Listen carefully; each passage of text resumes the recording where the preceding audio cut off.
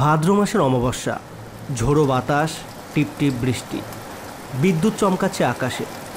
গ্রামের মন্দিরে চলছে জন্মাষ্টমীর উৎসব। ঢাক, শাঁখ, মন্ত্র সব মিলিয়ে এক আনন্দের আবহ। কিন্তু হঠাৎ করেই ভিড় ফাটিয়ে এক চিৎকার, সর্বনাশ হয়ে গেছে গো, সর্বনাশ হয়ে গেছে, গোপালের মাথার চূড়া নেই, গোপালের মাথার চূড়া নেই, এ কি সর্বনাশ হলো গো, এবার যে সব ধ্বংস হয়ে যাবে, ধ্বংস হয়ে যাবে।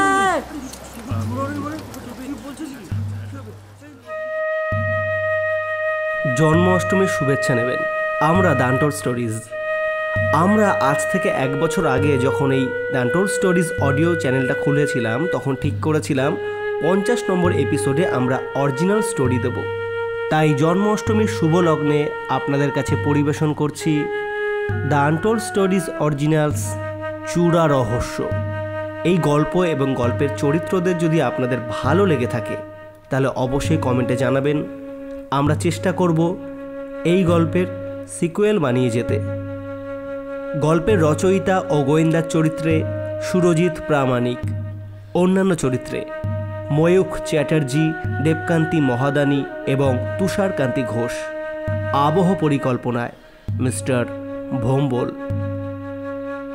শুরু করছি আমাদের আজকের গল্প চূড়া রহস্য।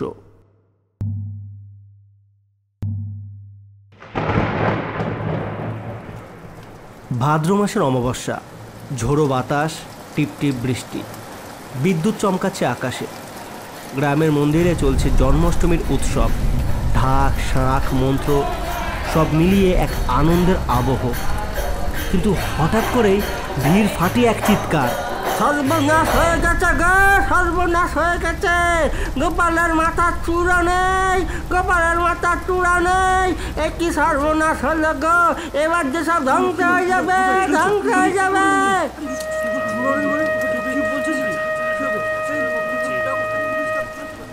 শতবর্ষ প্রাচীন সেই অলঙ্কার নিখোঁজ। আনন্দ মুহূর্তে ভয়ে পরিণত হলো। গ্রামের আকাশে দুশ্চিন্তার ছায়া। খবর পৌঁছলো শহরে। আমিও ভোম্বলদা পৌঁছে গেলাম কৃষ্ণনগরের হরি মন্দিরে। ভোম্বলদার হাতে সবসময়ের মতো তার সঙ্গী এক আতস কাঁচ। ভোম্বলদা স্বভাবে শান্ত, কিন্তু খাওয়ার প্রতি প্রবল আসক্তি। খেতে না পেলে নাকি তার মাথা খোলে না। ভোম্বলদা চোখ মুছতে মুছতে বলে, এমন বৃষ্টির রাতে একটু যদি মালপোয়া হতো বেশ ভালো লাগতো রে সুকর্ণ। রহস্য সমাধানের আগে এই কেমন জানি পেটটা গুড়গুড় শুরু হয়ে গেছে। ঘটনা কিন্তু একেবারেই সহজ মনে হচ্ছে না। তবে এর আগে যদি এক কাপ গরম গরম চা আর তার সাথে যদি একটু পাঁপড় ভাজা পাওয়া যেত তাহলে মাথাটা একটু শান্ত হতো। ভোম্বলদা, আগে রহস্য ভাঙি, তারপর তোমার গরম চা, পাঁপড়, জিলিপি নিয়ে ভাবা যাবে। হ্যাঁ, চলো ওদিকটা চলো। মন্দিরে ঢুকেই আমি খেয়াল করলাম তালা ভাঙা নয়, অথচ ভগবানের মাথার চূড়া নেই। মানে চোর ভেতরকার কেউ। মন্দিরের তালা অক্ষত, তবু চূড়া নেই, অথচ চোর চাবি ব্যবহার করেছে, অথবা ভেতরের কারো হাত আছে এই চুরির মধ্যে। ভোম্বলদা, লক্ষ্য করো, দরজার কাছের মেঝেতে হালকা ধুলোর রেখা কেটে গেছে, দেখতে পাচ্ছ? তাই তো দেখছি। মনে হচ্ছে ভারী কিছু রাখা হয়েছিল, পরে তা সরানো হয়েছে। হ্যাঁ, ভালো করে খেয়াল করো, মেঝেতে ধুলোর দাগ সোজা দরজার দিকে গেছে। ঠিকই বলেছ, ভারী কিছু সরানো হয়েছে। আরে, এখানে খাওয়ার পাত্র পড়ে আছে। ভক্ত নাকি চোর, নাকি চোরই ভক্ত? হরিপদ চাকর বলে উঠল সে নির্দোষ। ব্যবসায়ী ধীরেন দত্ত বলল তার টাকার অভাব নেই। কিন্তু দুজনের মুখেই অস্বস্তির ছাপ। গোটা গ্রাম যেন ভয়ে থরথর কাঁপছে। একে একে সবাইকে জেরা করা হলো। তবে সবচেয়ে বেশি কথা বলল পঞ্চায়েত প্রধান মহাদেব হালদার। তার প্রতিটি বাক্যে ভক্তি, দায়িত্ব আর লম্বা লম্বা উপদেশে ভাসালো সবাইকে। ছি ছি ছি ছি, ভগবানের গয়না চুরি গেল, তাও আবার জন্মাষ্টমীর দিনে। এই কাজ যে করেছে সে কান খুলে শুনে রাখো, সকাল হওয়ার আগেই তার অপঘাতে মৃত্যু হবে। ছি। মন্দিরের এক কোণে আমি দেখলাম একটা পাথর একটু উঁচু। এই ভম্বলদা, ওই পাথরটা দেখতে পাচ্ছ? পাথরটা একটু অস্বাভাবিক মনে হচ্ছে না? একদম না, এ যেন গোপন ঘরের প্রবেশদ্বার। গ্রামে তখন গুজব ছড়ালো হয়তো হরিপদর জামাই চুরি করেছে। হরিপদর জামাই চুরি করেছে। কিন্তু সাথে সাথে এই কথা শোনা মাত্র হরিপদর জামাই কেঁদে ফেললো। আমি কিছু করিনি, আমি গরিব হতে পারি, আমি কিছু করিনি, সত্যি বলছি। তবে তবে আমি ওই ওই রাতের দিকে যখন পুরো অন্ধকার ছিল তখন ওই পাথরের গায়ে এক অদ্ভুত আলো দেখেছি। সত্যি বলছি, আমি কিছু করিনি, আমি আলো দেখেই ওদিকে এগিয়ে গেছিলাম। সত্যি বলছি, গোপালের দিব্যি আলো। সুকর্ণ, এই মন্দিরই যেন আমাদের সঙ্গে লুকোচুরি খেলছে। লুকোচুরি? তবে ভম্বলদা, এই চুরি আর বেশিক্ষণ লুকিয়ে রাখতে পারবে না। চলো।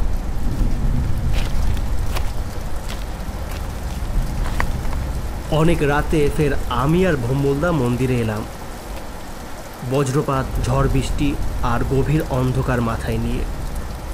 হঠাৎ আমরা মন্দিরের মধ্যে পাথরের ফাঁক থেকে একটা সোনালি আলোর ঝিলিক দেখতে পেলাম।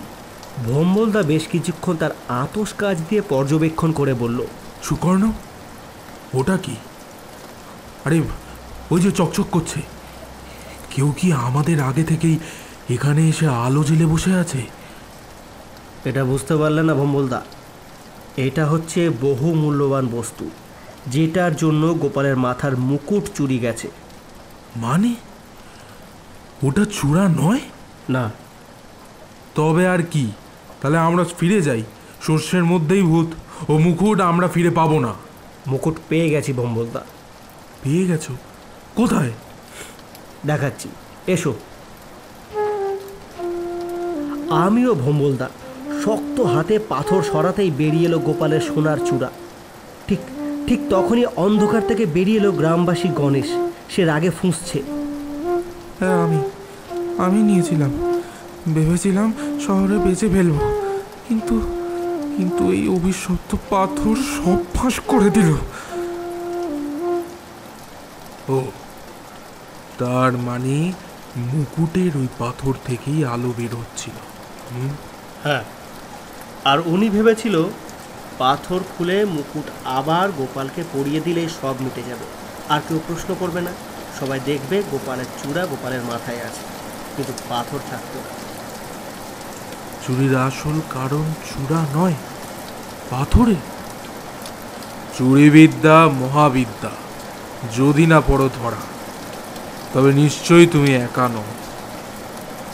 সুকর্ণের সাথে যেমন আমি আছি, তোমার সাথেও কেউ না কেউ ঠিক আছে।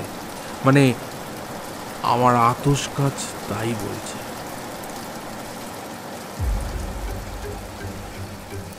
ঠিক তখনই পিছন থেকে ধরা পড়ল আসল ষড়যন্ত্রী, পঞ্চায়েত প্রধান মহাদেব হালদার। গ্রামবাসীরা সব অবাক, এত ভক্তি, এত বড় বড় কথা। আসলে আড়ালে সে চোর। মহাদেব কাপা কাপা কণ্ঠে বলল, এই এই গোয়েন্দা সাবধান, শহর থেকে এসেছো বলে ভাববে না তুমি তুমি একাই সব কিছু। আমি মহাদেব হালদার, এই গ্রাম আমার, তাই এখানের প্রতিটা জিনিসের প্রতি আমার অধিকার আছে। এদের ভালো মন্দ খারাপ সব আমি বুঝি, তুমি নাও। তোমরা তোমরা যেখান থেকে এসেছো সেখানে চলে যাও সেখানে। তো ফল ভালো হবে না গোয়েন্দা। ফল তো এবার আপনাকে আমি বোঝাবো। ভম্বলদা, বুঝে গেছি, গ্রামের উন্নতির নামে আপনি নিজের উন্নতি চালিয়ে যাচ্ছেন। এবার চলুন।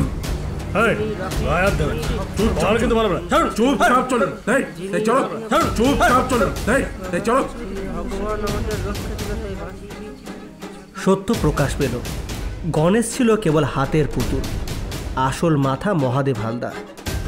মহাদেবের এসব রূপ দেখে গ্রামবাসী ক্ষোভে ফেটে পড়ল। পুরোহিত কেঁদে প্রার্থনা করলেন।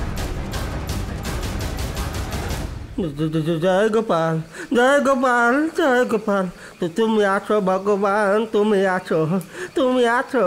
জয় গোপাল, জয় গোপাল, জয় গোপাল, জয় গোপাল, জয় গোপাল। ভম্বলদা নিঃশব্দে চারিদিক দেখে ফিসফিস করে বললেন, দেখলে সুকর্ণ, বেশি কথা বলার মানে অনেক সময় আসল রহস্য ঢাকার চেষ্টা। চূড়া আবার গোপালের মস্তকে ফিরে এলো। ঢাক ঢোল শাঁখের ধ্বনিতে গ্রাম ভরে গেল আনন্দে। এবার আমাদের ফেরার পালা। ভম্বলদা মুচকি হেসে আমার কানের কাছে এসে বলল, সুকর্ণ, রহস্য সমাধান তো হয়ে গেছে, এবার কি তাহলে একটু গরম গরম রসালো মালপোয়া হবে নাকি? অবশ্যই হবে। ভম্বলদা সাবধান, এই মালপুয়া যেন আবার সন্দেহজনকভাবে উধাও না হয়ে যায়। চিন্তা করো না, মালপোয়া চুরি হলে প্রথমে আমি সন্দেহভাজন হব। রাতের অন্ধকারে ভেসে গেল ভক্তি, ন্যায়, সত্য আর একটুখানি হাসির সুর।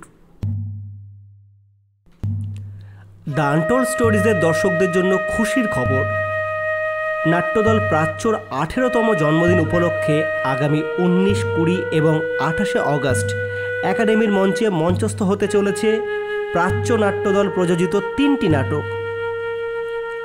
19শে অগাস্ট সন্ধে 6:45 নাটক ক্যালিগুলা। ভাষান্তর ও সম্পাদনা রতন কুমার দাস। কেন্দ্রীয় চরিত্রে গৌতম হালদার। সামগ্রিক পরিকল্পনা ও নির্দেশনা বিপ্লব বন্দ্যোপাধ্যায়। 20শে অগাস্ট সন্ধে 6:30 নাটক খেলাঘর। নাটক রতন কুমার দাস। অভিনয় চৈতি ঘোষাল, সুপর্ণা দাস, সুভাষিস চক্রবর্তী এবং দেবশঙ্কর হালদার। অভিনয়, সামগ্রিক পরিকল্পনা ও নির্দেশনা বিপ্লব বন্দ্যোপাধ্যায়। 24শে অগাস্ট সন্ধে 6:30 নাটক বসন্তের বজ্র নির্ঘোষ। নাটক চন্দন সেন। একটি বিশেষ চরিত্রে সুপ্রিয় দত্ত। সামগ্রিক পরিকল্পনা ও নির্দেশনা বিপ্লব বন্দ্যোপাধ্যায়। নাটক দেখুন, নাটকের সাথে থাকুন।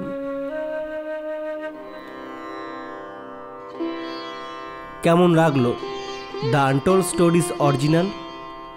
গোয়েন্দা সুকর্ণ ও অ্যাসিস্ট্যান্ট ভম্বলদা, এই চরিত্র দুটি যদি আপনাদের ভালো লেগে থাকে অবশ্যই কমেন্টে জানান। আমরা চেষ্টা করব এই চরিত্রদের নিয়ে আরও অনেক অনেক রহস্যের সমাধান করতে। দেখা হচ্ছে আগামী সপ্তাহে ঠিক এই সময় দ্য আনটোল্ড স্টোরিজ ইউটিউব চ্যানেলে নতুন কোনো রহস্যের খোঁজে।